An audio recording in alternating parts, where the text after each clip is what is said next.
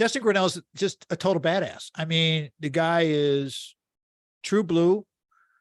He's a Refinement Zone, another Refinement Zone story. And I'm telling you, I'm going to be shooting this video and cutting it up and having fun telling the stories. And we've got to do more of this kind of stuff. And this fitness, the fitness industry and how it's so beneficial to your health is spot on.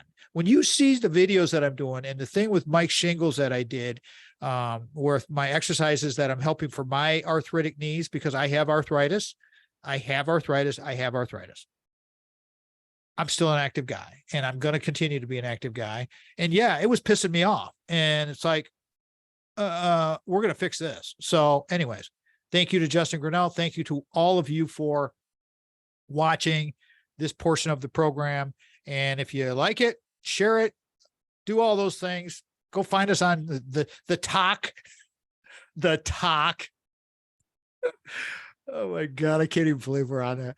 But hey, it's cool. It's actually kind of cool. And I thank Doug Restige for pushing me off the edge on that one. We're all set, everybody. Have a great day. Peace out.